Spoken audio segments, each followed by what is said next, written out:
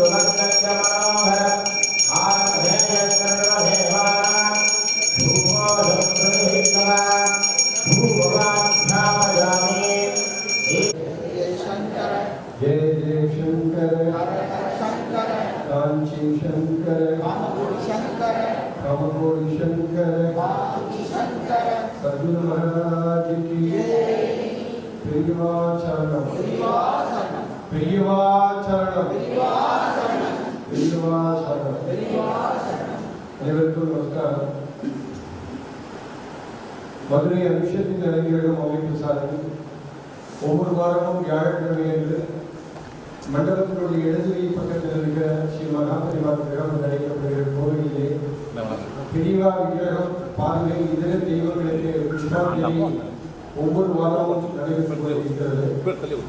அதே போல ஒவ்வொரு குருவாரத்தில் அந்தரும் நான் சொல்றேன் அந்த எடுத்து இங்கே வச்சு எல்லாத்தையும்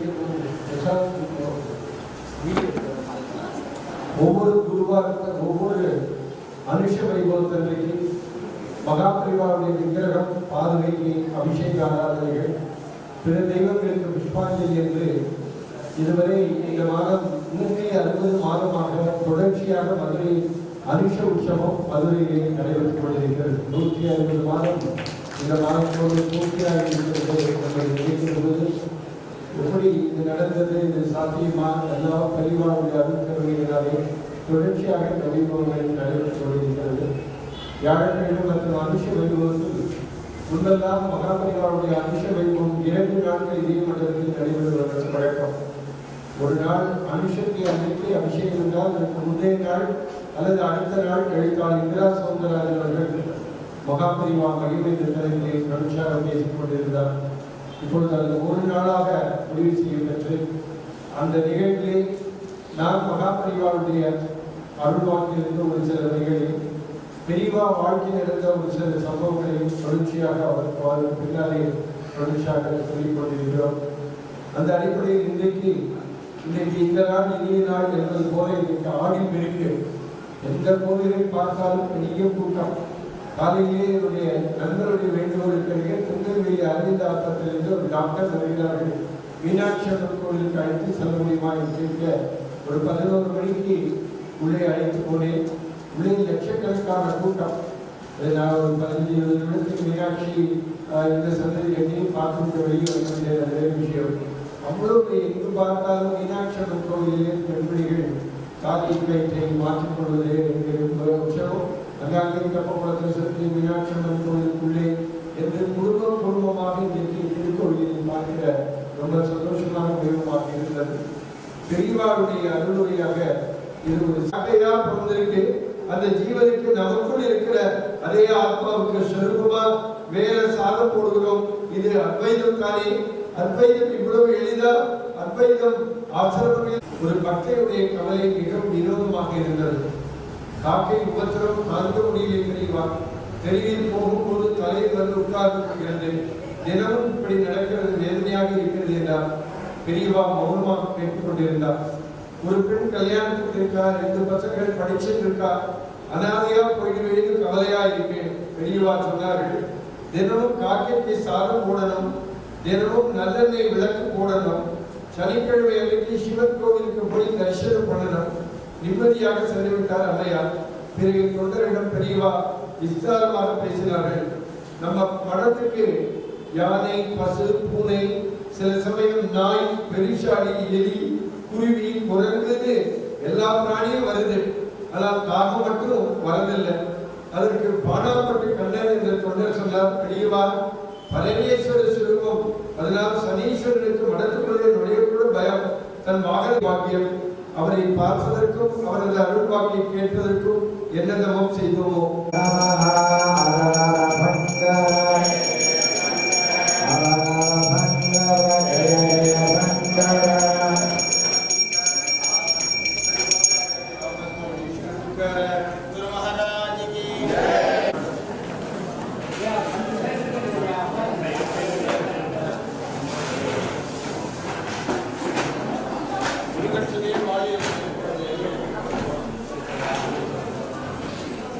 புதுசா வந்தா